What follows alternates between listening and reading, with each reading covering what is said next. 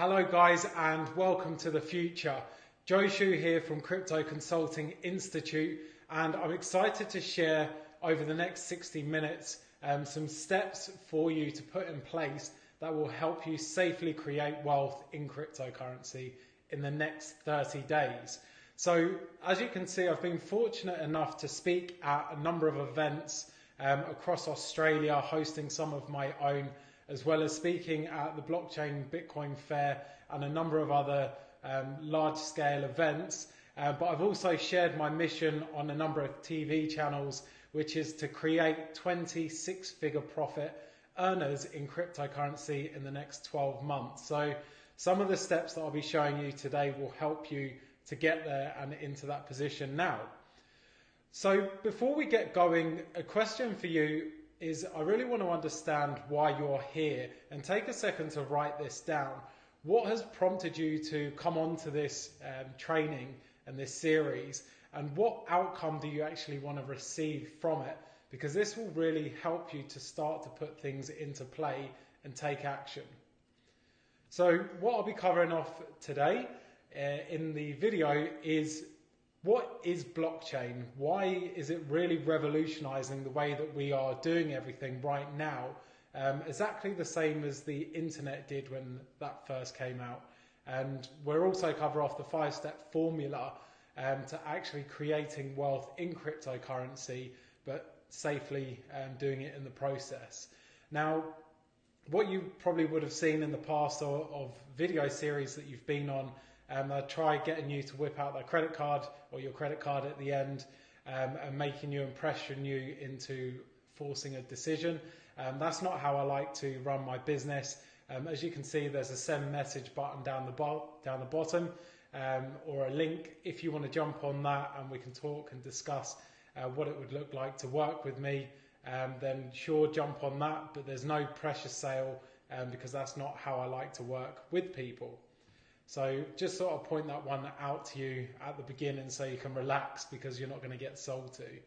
Now, this is really all about the fastest path to creating cash, and cryptocurrency is the means to that, and that's what I want to cover off on this training. So, question for you: if you were able and you had the right strategies and blueprints and you knew what to do, where would you travel to over, what would be your 3 key destinations, let's say, if you were able to create wealth in cryptocurrency?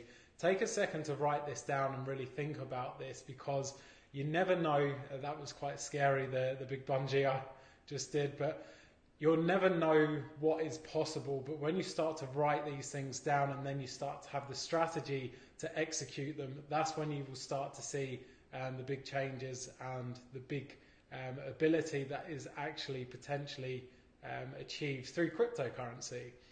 But more important to me, it's about who I spend my time with, and creating wealth in cryptocurrency has allowed me and a number of my clients to spend more time with our families. As you can hear, I've got a London accent, so I get to spend a lot of time with my parents over in London, and they come over here, which is great.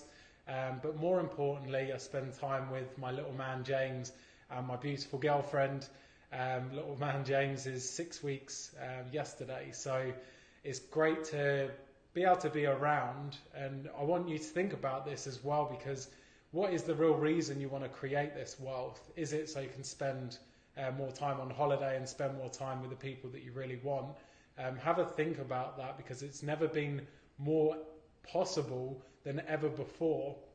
If any of you have seen the charts of the 4,000% that the cryptocurrency space increased just last year alone, then you would see how this is achievable and possible.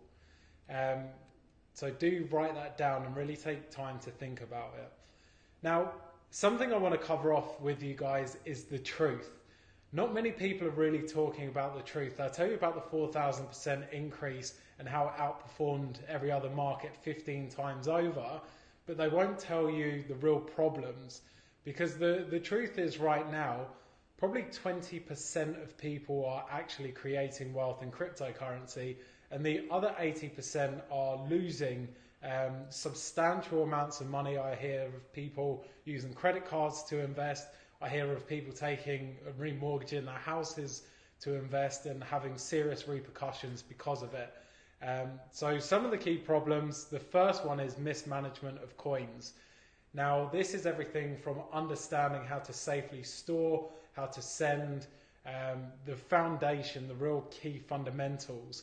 23% of Bitcoin alone is in the abyss. And when I say this, it's from people losing it if they mined it, or if they had it stored somewhere, they've lost their private key, they can't gain access to it anymore. It's a very risky space, and you have to understand what you need to do in order to minimize these risks. To put that into a bit more context, that did equate, last time I looked, to about 30 billion US dollars of people's money that they've lost because they've mismanaged their coins just in Bitcoin alone. There's no hotline to call, and it's not like a bank where you have an insurance policy. This is your own bank. You manage your own cryptocurrency. So do be aware that this is a huge problem that I hear of, people contacting me on a daily basis, asking me how they can retrieve their funds. So do be aware of management of coins. The second one is getting scammed, and this is a real big problem, not only with ICOs, so initial coin offerings. 80% of the ones that were listed of the 370 last year have been deemed a scam. But also I've heard of people getting calls from people at Bitcoin who obviously doesn't exist, or people buying Bitcoins, physical Bitcoins, when it's actually digital code.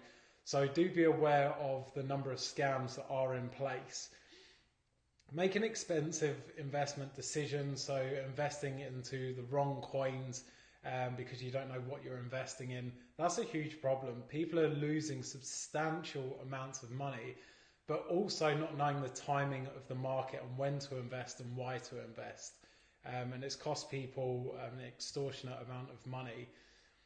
The big thing, not having the right strategies in place in order to capitalize.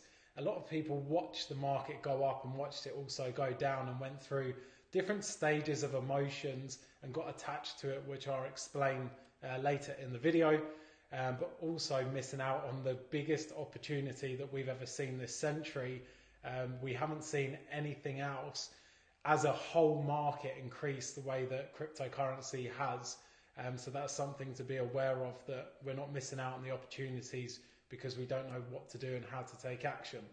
So there's three main blockchain trends that I'm seeing right now. First and foremost is day trading. So you would have probably seen and heard there's a lot of people online talking about day trading. There's been a big transition into day trading. Do be careful of this. The reason that I say that is purely because right now, unless you've had years and years of experience successfully trading in other markets, moving into the most volatile market we've ever seen before and being able to successfully execute in it is probably quite unlikely. And you might see and hear of a few people doing it online, that's great, but the majority of people are failing in this space. But if you have been successful, then kudos to you. You're part of the 0.001% that have been successful. But do be careful if you are following someone that is speaking on social media platforms about a coin to invest in. What is their motive behind it? Do be aware of this, because pump and dumps and other things that are outside of your control. So do be aware when it comes to day trading. The next thing is technical developers. So blockchain technology, cryptocurrency is obviously code, which is a technical movement, and it takes deep technical understanding and knowledge to understand how it functions and works. Do be aware that you need some form of understanding, but you don't necessarily need the full depths of it. Depths of what the token actually does itself and the components to that, and as to why it will be successful, which I'll touch on later. But we don't think of the internet. We don't necessarily know how the internet works, or not all of us do to the foundation and code extent, but we know how the application works itself. Third and final are the value investors, and I'll touch on a bit of this today. They're the ones that are truly capitalizing in the space. So What is blockchain, you may ask? You may have some brief understanding. I'll cover off a bit now and give you a bit more depth to it. But first and foremost, it is decentralized. So why this is so important, and I'll go through in a lot more depth on the next slide around why decentralization is important, but it gives power back to the people and gives access and control to data and to information and to transfer of values as well. It's distributed in the sense of everyone has access to it in the network, everyone controls part of it in the network. And it's a digital ledger. So if you think of an accounting firm, they have their debits and credits in their book. This is a very similar process to that, where it's a ledger of information that everyone has open access to. All transactions recorded on the blockchain are immutable. Why that's so powerful is that you cannot possibly go back in and make alterations to any information without the network identifying that something's happening. The blocks, the way it's linked together, and that's why it's called a chain, a blockchain, the data and information's linked together. So in order for someone to make an alteration, they have to go back through all the blocks that have been created after the one that they inputted their data into. Therefore, that's what makes it immutable or extremely difficult to go through to actually make any alterations to it. Why it's also really powerful is its ability to connect multiple parties to do a transaction. So the smart contracts built on Ethereum, it gives you that access to interact with someone rather than using a third party to be the intermediary in order to allow and verify, validate a transaction in itself. And the blockchain eliminated double spend. So before cryptocurrency or a version of cryptocurrency tried to be created, but double spend was an issue. Double spend basically means if you were to go into Starbucks with a $10 bill and you bought coffee with it, that $10 bill goes into the till. There's no possible way of you being able to re-spend that $10. And that was an issue that was found in previous theories of cryptocurrency, Bitcoin predominantly when it first came out. They were having issues with people spending the same coin twice. Blockchain eliminates that because it verifies and validates the real transaction and rejects the ones that aren't. So 8 key benefits to decentralization, and I'll run through these. So no intermediary delays. If I was to send information like a contract or cryptocurrency in itself like Bitcoin to people, there's no one sitting in the middle to verify and validate the process. That will go instantly through, like an instant settlement of it. Trust is built inside the network. So third parties were created many, many years ago to sit in the middle of two people to be the trusted party to do a transaction. And we've seen over the years all the issues with third parties and the wrong corruption or the wrong actions that they've taken. This eliminates entirely the need for any third party whatsoever, and trust is actually built as a mechanism inside the network with everyone that's using it, all the parts of the network, rather than one centralized function to make that decision. It's great for businesses and users because you get upfront identification and reputation of a business or a transaction, which is fantastic. And it's resilient against attacks because it is in a decentralized manner rather than what's called a honeypot. So banks spend billions on cybersecurity because they are one centralized, which ties into the next point. It's one centralized point of failure, but one centralized point where all this wealth is being held. Similar to a cryptocurrency exchange, which is one of the downfalls, it has an issue with getting attacked. Whereas if you're using a peer-to-peer system or people extract their money out of the exchange and hold it themselves, then the likelihood of you being attacked as an individual the percent chance is extremely fractional in comparison to having a centralized honeypot like a bank. Consensus decisions are made within the network, which is powerful. So everyone that runs a full master node has the decision on an outcome for what happens to if something's updated or changed, or a hard fork, which is another thing to get into. But if that happens or is discussed, then the network makes the decision rather than the people, say, in charge of a business or a bank making that decision. And more powerful than anything is peer-to-peer communication. So it comes back to us. It's giving power back to the people to make their own decisions, hold their own wealth, rather than interest rates, inflation rates, all these different external forces having an impact upon us. So, what industries are being affected? The simple way to say, to answer this question, would be anything that has a third party in. So if you think about Facebook, Uber, Airbnb, all of those are a third party where they sit in the middle of two users. So someone that wants to use a social media platform, they want to communicate with someone else. We don't need that with the blockchain technology. I will be able to communicate offline with someone else in a private conversation, or send someone else money in the UK, say for example, if I was to send Bitcoin to my parents. I don't need someone else in the middle like a bank to verify and validate any processes or transactions. I can send that money directly. As with Uber, I will be able to interact directly with the with the driver in order to organize a lift and them to pick me up and make the payment. I don't need Uber's platform where they take a percentage fee to do that.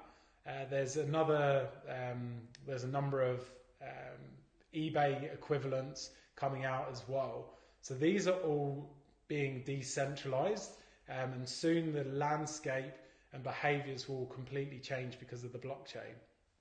So here's an example of $8 billion, over 100 billion, some trillion now, Apple dollar businesses that are integrating blockchain technology right now. So the Bank of America is the biggest creator of patents with blockchain technology right now. For any of you that are a little bit more in the know with cryptocurrency and blockchain, obviously you had JP Morgan, Jamie Dimon speaking out against cryptocurrency, but they are now the biggest implementers of blockchain technology into their business. Same as Berkshire Hathaway, they use it for their supply chain and also the validation and verification of authentic diamonds as well. You've got Shell, you've got Microsoft and Dell who are accepting payments on this since 2014.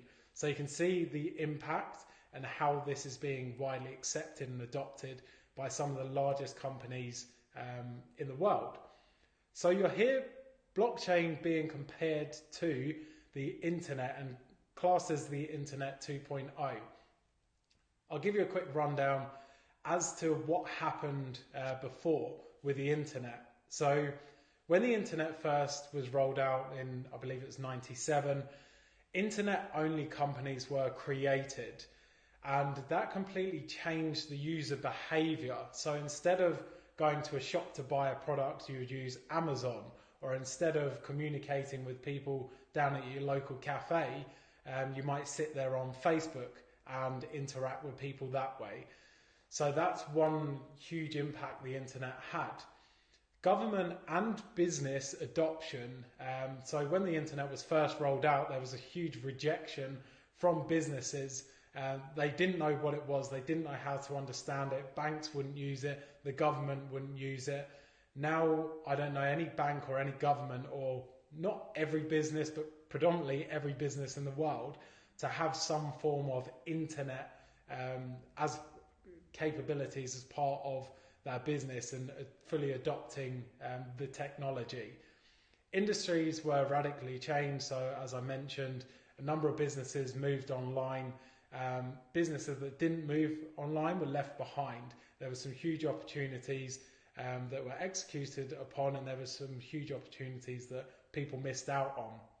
And another big thing was web-based developers. It was a skill set that they started to fully adopt and take on board. Now, 10 years, that's 10 years, I say even less than this, but this is something that I learned from one of the leaders in the space of blockchain.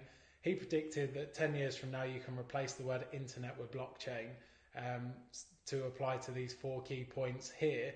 And this is where we're seeing the movement and the market already, as you've seen in the previous slide with some of the largest companies in the world accepting and adopting blockchain technology. So, what are cryptocurrencies? Now, they're an application that is built on top of the blockchain. So exactly the same as, say, on your phone, you've got Apple. They've got the platform that people build applications on top of, and cryptocurrency is one of those applications. So it's digital money. We've seen an evolution of money go from trading commodities to precious materials and objects like shells to precious metals. Then we had the banknotes, when we stored the precious metals in a vault and had a bit of paper to say, I own this amount. Then we moved to paper money. Then we moved to credit cards, which took 50 years to fully adopt and roll out. Now we're moving to internet money, is the way to describe what Bitcoin and other alternative coins are.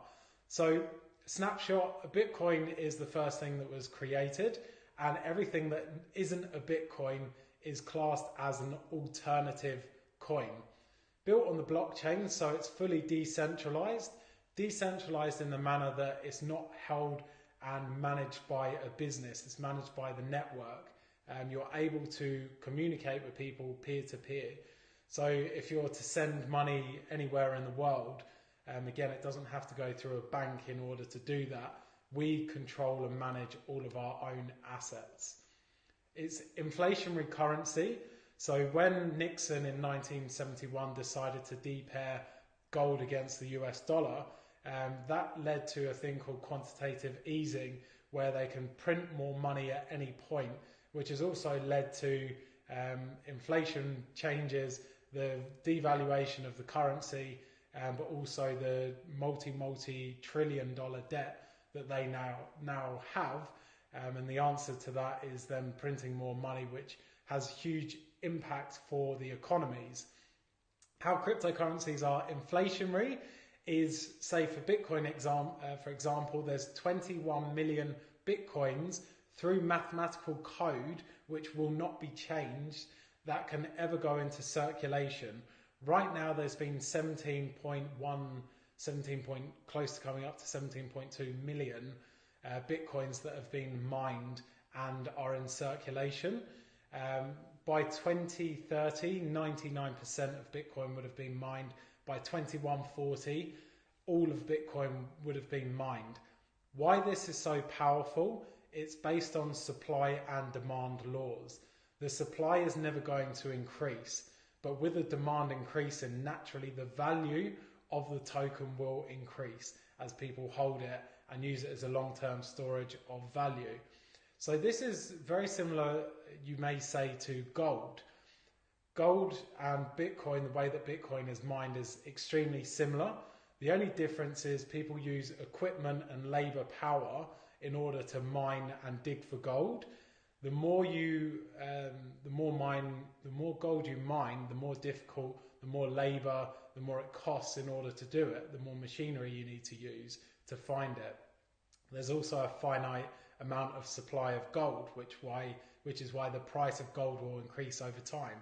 With Bitcoin, instead of you use machinery, but you don't use labor, you use electricity as a proof of stake in order to demonstrate that you're actually creating and cracking the algorithmic codes in order to find the Bitcoin in the network. So that's a bit, without going into too much depth and losing you, That's why Bitcoin is an inflationary currency, and every crypto has a finite supply that will ever go into circulation. And it's the first global currency that we've ever had. So you think of language, so English to say Mandarin, that there's a barrier there. I cannot communicate. Or with the US dollar to the Great British Pound, that needs to be transferred into and exchanged into a different currency. Bitcoin and other cryptocurrencies are a global currency that will and can be spent anywhere in the world and transferred, which is extremely powerful. So, what does it really take to be successful in cryptocurrencies? The first and foremost foundation pillar, without a doubt, and something that people miss all the time, is the mind. If you have the right mindset, it will allow you to go and execute. If you don't have the right mindset, the strategies, the blueprints change. And when they change, if you aren't in the right position mentally and from a capability point of view to execute the new strategies, and when the market has its changes, knowing what to do, then your strategies are worthless. That's why 80% of the importance goes to the mindset behind powering the strategies themselves. So, 3 key blockchain shifts that I want to run through now.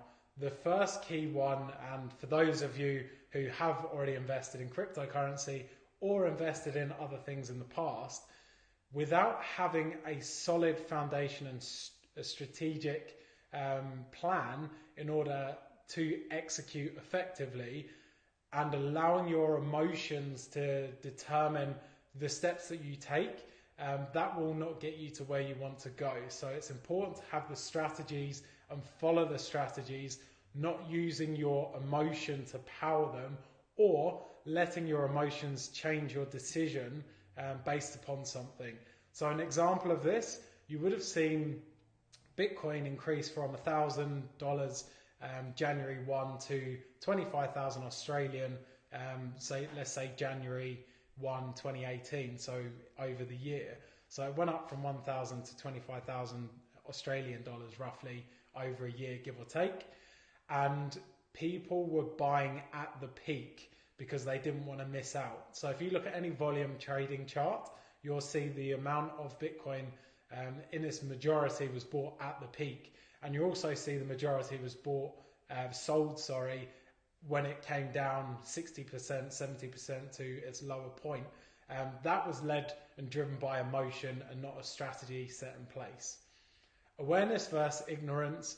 So this goes to identifying what's happening in the market. If everyone else is buying, then you want to be understanding and wondering what's the best step to take next, rather than being ignorant to what's happening in the market and what influencers are saying, and understanding how this is going to impact what's about to happen, or when there's ETF changes, what does it mean? So be aware of that rather than being ignorant to it, because it will drastically affect your wealth that you hold in cryptocurrency. And the third and foremost point of these, education versus speculation. If you do not know why you're investing into cryptocurrency or a particular token, then you're just having a speculative play, and you're better off going down the casino with the odds. But when you position yourself well and you understand why you're doing something and you get educated, that's when you can really start to capitalize. So, foundation pillar 2, it always comes down to having the risk management and safety precautions set in place first before you actually invest. So the first thing I want to talk about is online and offline, and this comes to storage. So how you actually store your cryptocurrency and your tokens. Anything that's online connected to the internet it has its challenges. It's great for immediate and quick transfers, but it's also susceptible to being hacked. Whereas offline, at any point, you're not connected to the internet, so someone can't jump in and take your data and information because you're not connected. So there's 4 major ways to store your cryptocurrency. The first being a cryptocurrency exchange, and there's a number of these out there. Now, why they're effective and powerful is because you can swap your tokens from, say, Bitcoin to Ethereum almost instantaneously, and they do have low fees.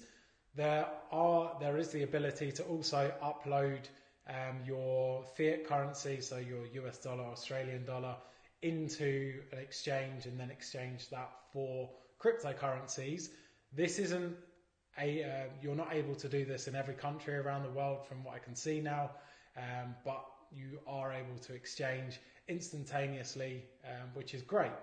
The downsides are there's been over 36 cases of exchanges being hacked or fraudulent activity being closed down. I've heard of a number of cases from the FBI closing a cryptocurrency exchange, freezing all the funds, which meant anyone that held their cryptocurrency on the exchange they lost their money, and they didn't receive any return from it. So that's devastating for a lot of people.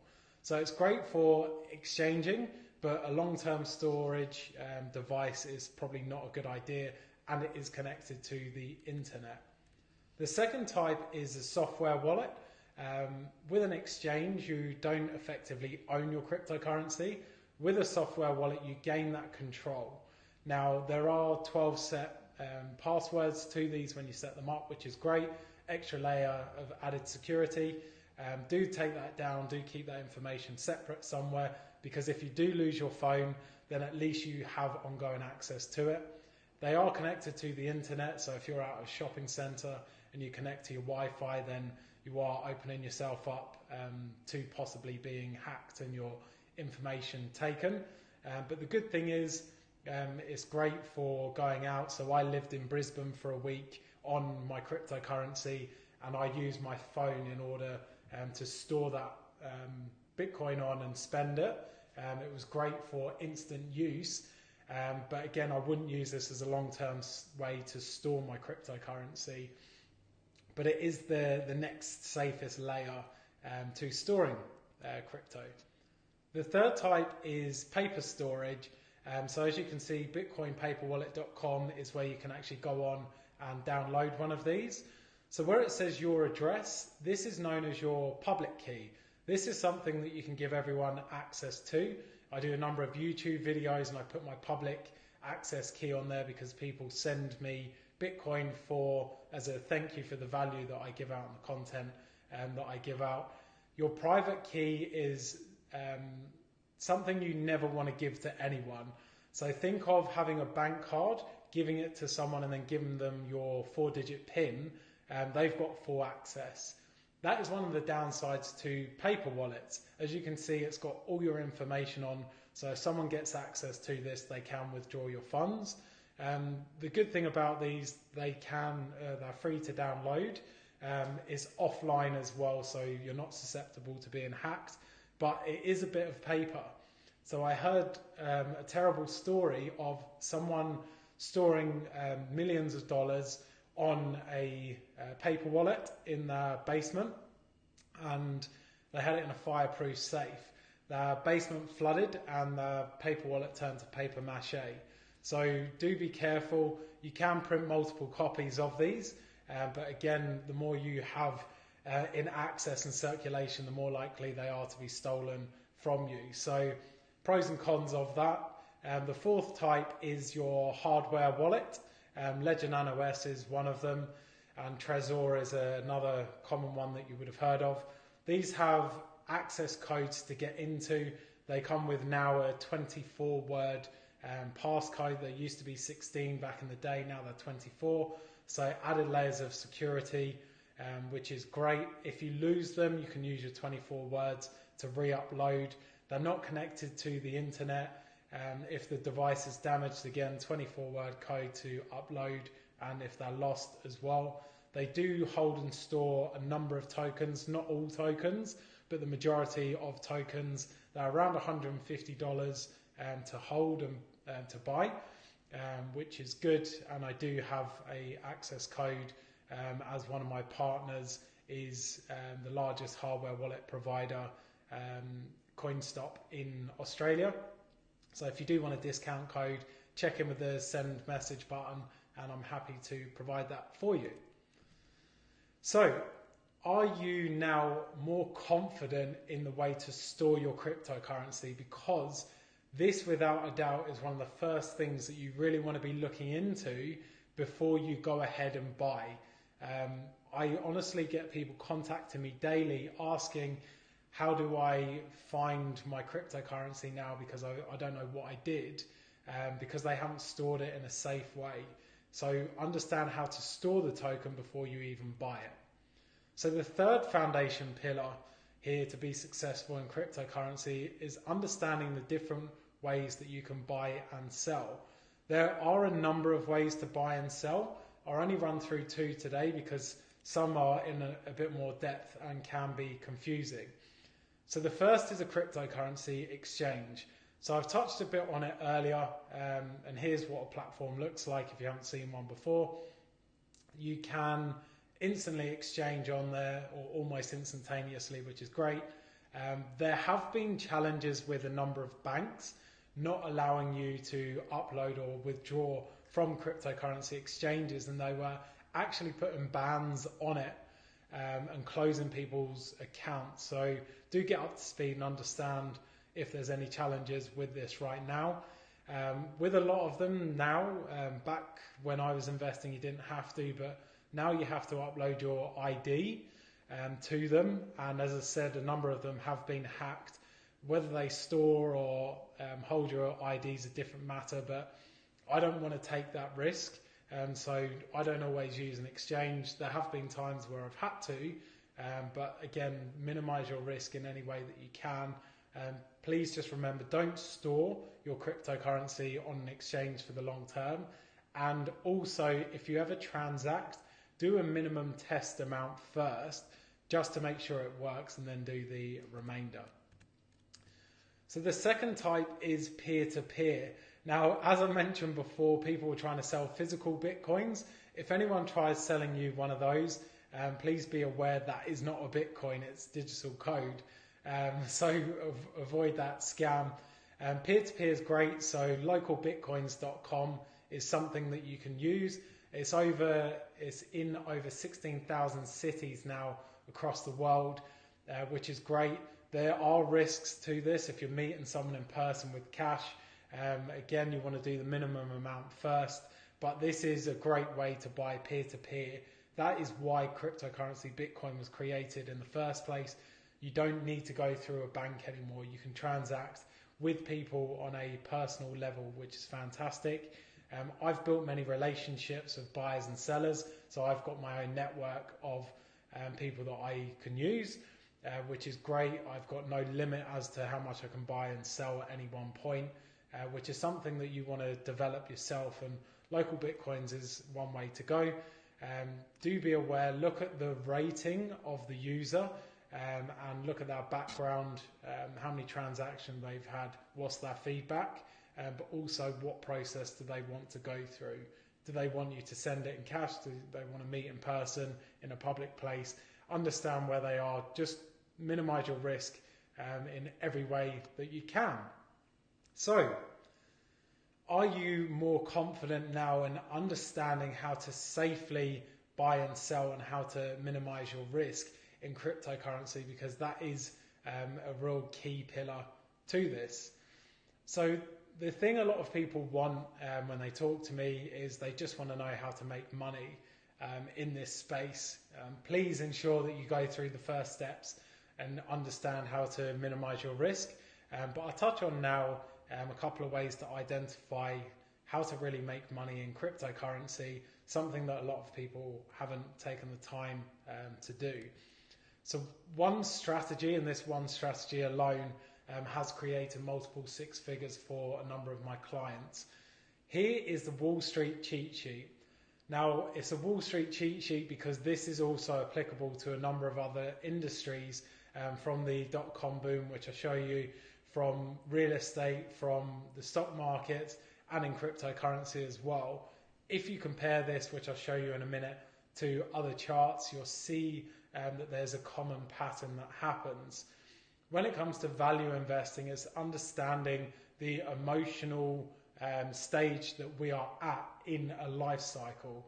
This is a life cycle because it repeats. It goes over and over, again and again.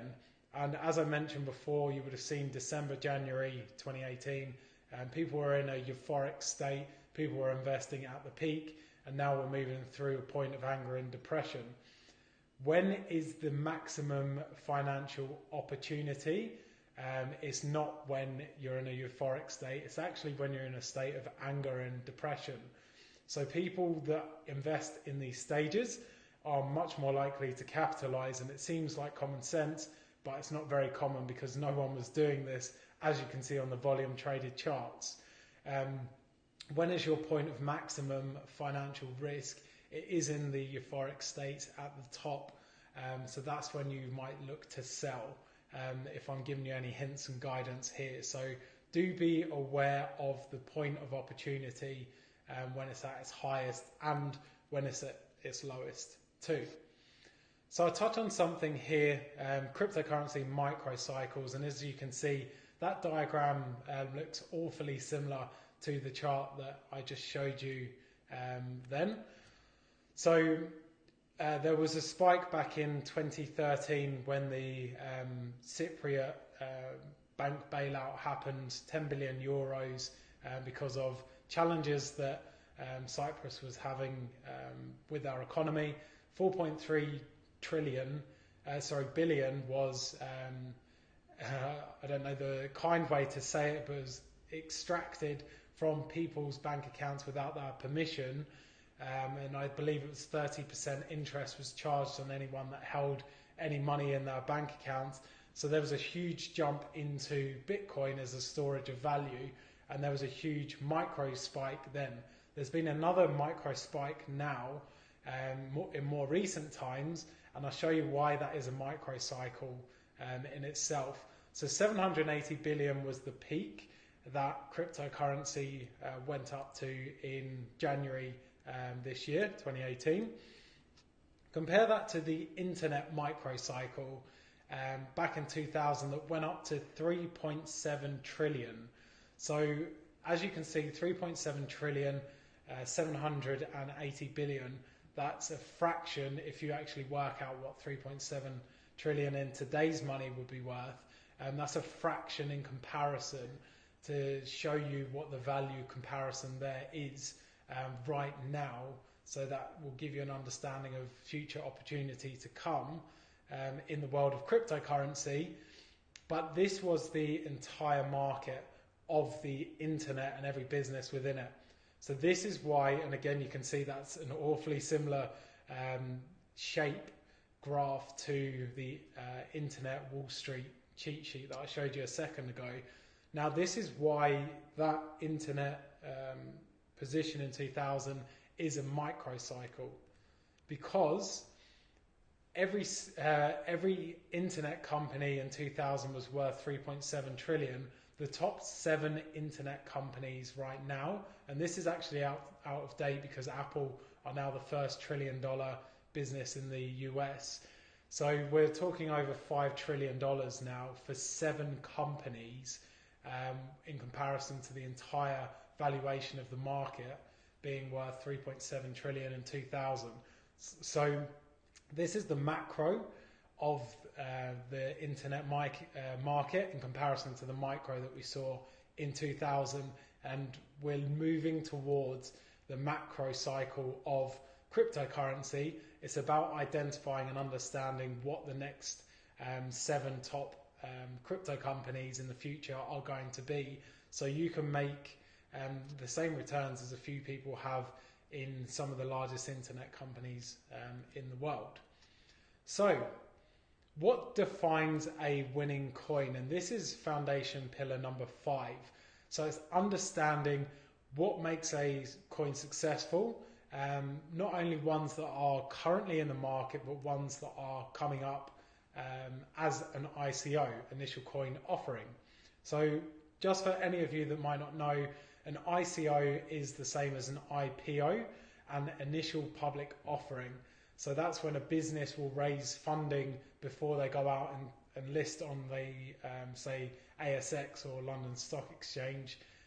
Same as an ICO, they raise funds from investors before they launch into the market. And this is something that we can invest in now at the ICO level. So as the 24th of August, there was 1,889 cryptos in circulation, and at that point 725 have been created this year alone. That number's higher than that now, which is quite a substantial growth based on 370 last year. So as you can see, the market's moving extremely quickly, and this year there's been a prediction anywhere between 2,500 to 5,000 coins being outlaid into the market. It's being able to identify which ones are going to be successful. So here's a breakdown of where the investment is being channeled into with the ICOs. Now, people think of Bitcoin, so they think the financial sector is the only sector that's really being revolutionized. And this is a quick, I guess, shock to some people, but identifier of some of the key areas from your infrastructure, communications, trading, governance. Like, there's so many things that blockchain and cryptocurrency are disrupting right now, but it's understanding, okay, which of these industries and which of the coins within the industries are the ones that I should be really looking at right now.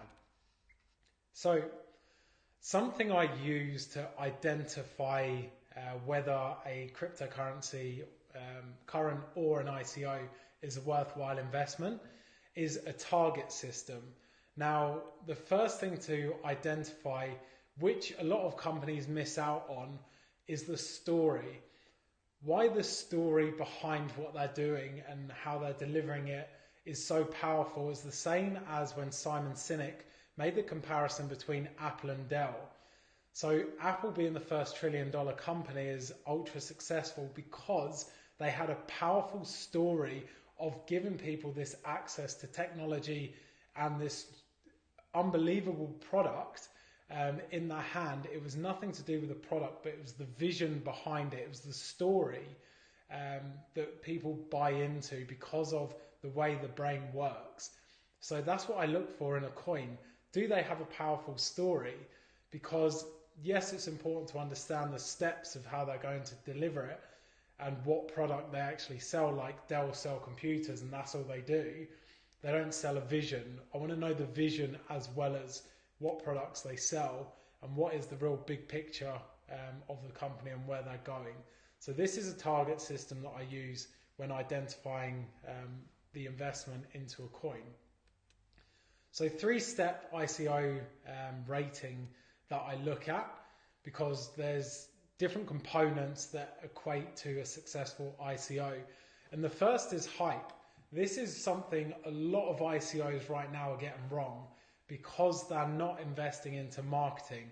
They're not getting mainstream media attention, which is so important. It doesn't matter how good your product is. If you haven't taken it to market properly and effectively, then that is not going to be uptaken by anyone in the market. There's 2 layers to this. There's marketing pre-ICO and there's also marketing pre-listing and launch as a token into the market. And the reason people are seeing dips is because they're not getting the marketing right on the second or even the first level of it. The next thing is risk. So I remember I was approached about investing in a token before, and when I went through the white paper, I could see a huge flaw in it, and it said there's a regulation that's outside of their control. If that regulation is changed, then which is outside of their control, it will have a complete effect upon the business. Do I want to invest in a token that has external forces that can have a huge impact on their success? Most definitely not. And that's something that you want to question and identify. What are their challenges? What is the risk of this coin that's going to launch?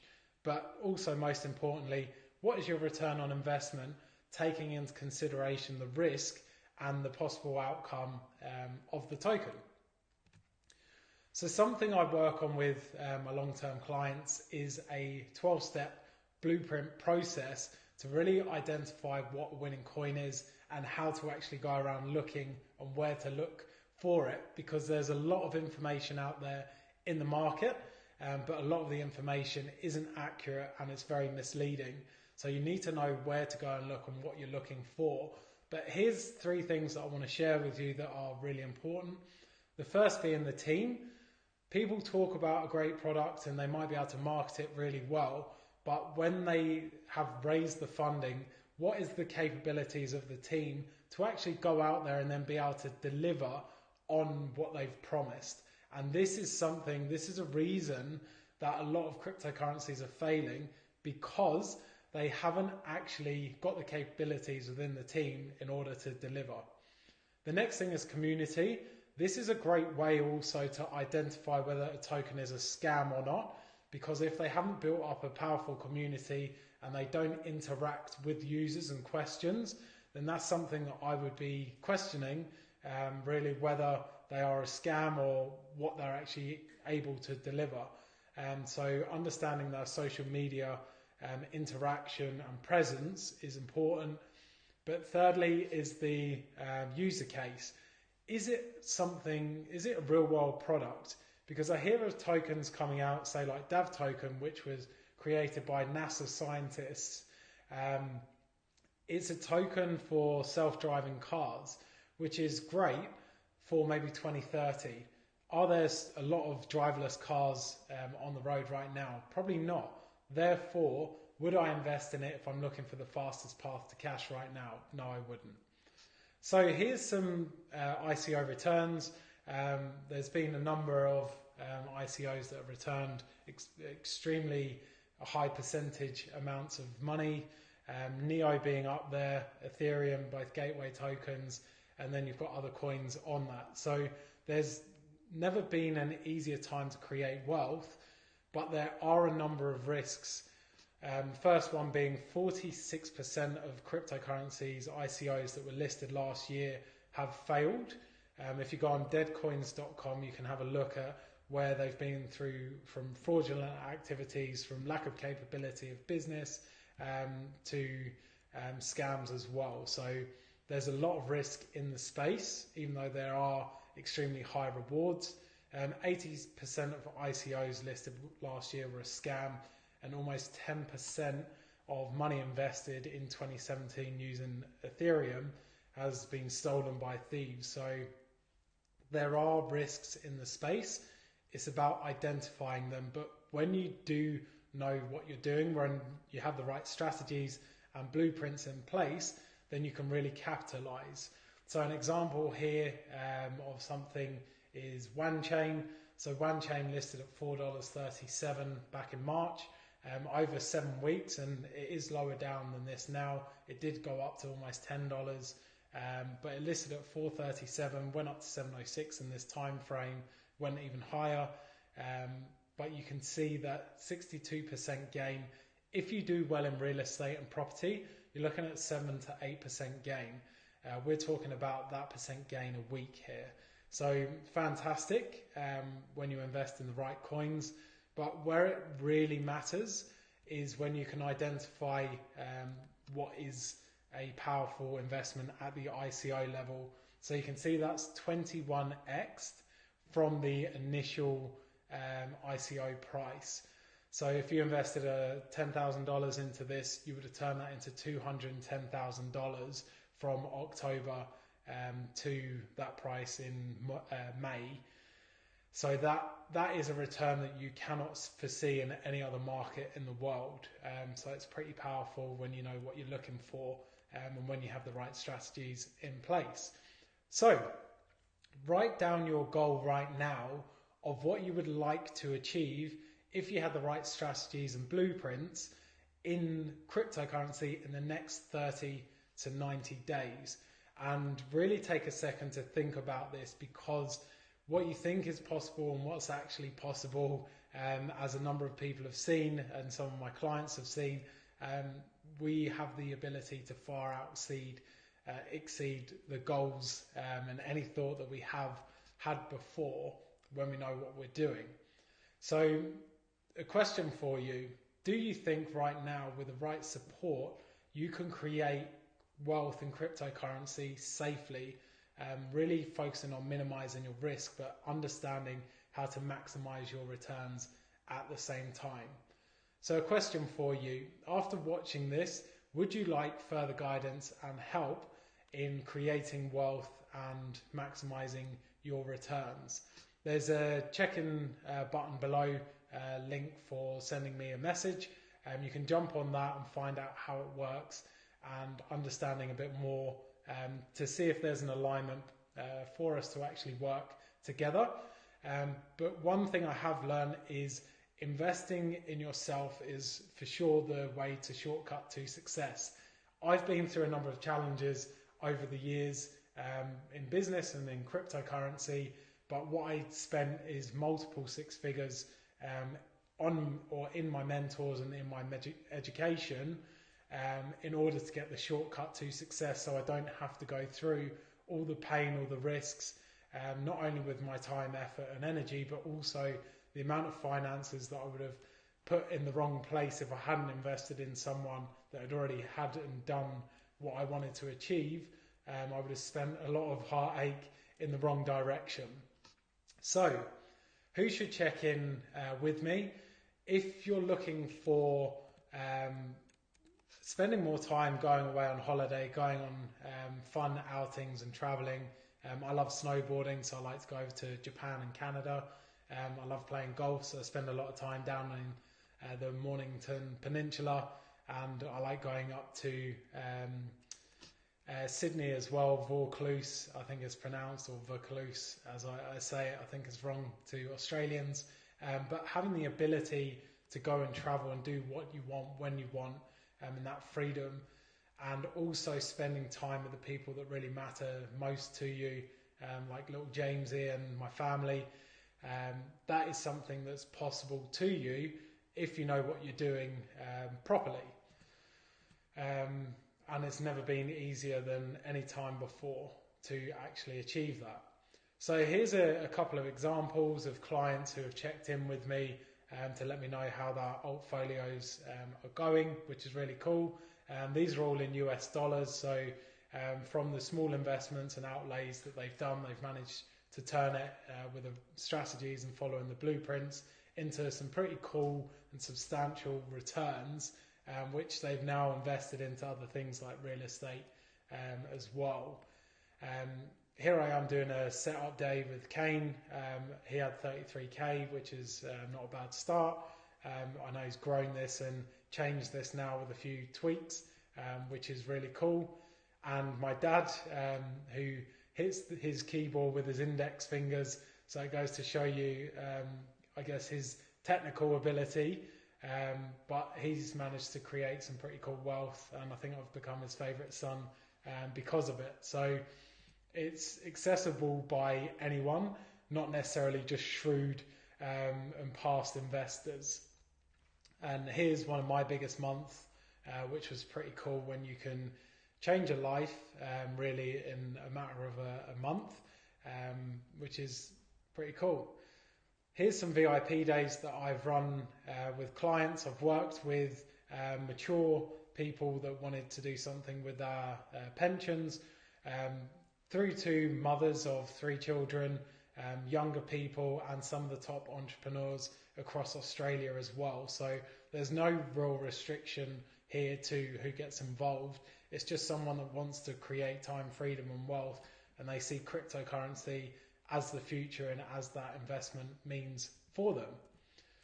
So if you want to avoid mismanaging your digital assets and becoming part of that 23%, but also becoming part of the 80% of people that are failing in the space and making some huge costly investment decisions as to timing in the market, not knowing when to invest or why to invest, and getting scammed by the cryptocurrencies that are coming out in full-fledged, but more than anything, missing out on one of the easiest and biggest financial opportunities that we've seen this century, then simply check in with a message and we can organise and see if there's an alignment for us to work together. And if there is, then we can take it from there, and I can tell you and show you what it looks like coming on board with myself. So a big thank you to you for taking the time out of your day to listen to this masterclass. Any questions that you may have, simply check in with the send message button below. But I wish you well, and I look forward to hearing from you and speaking with you very soon. All the best from Joe. Take care, guys.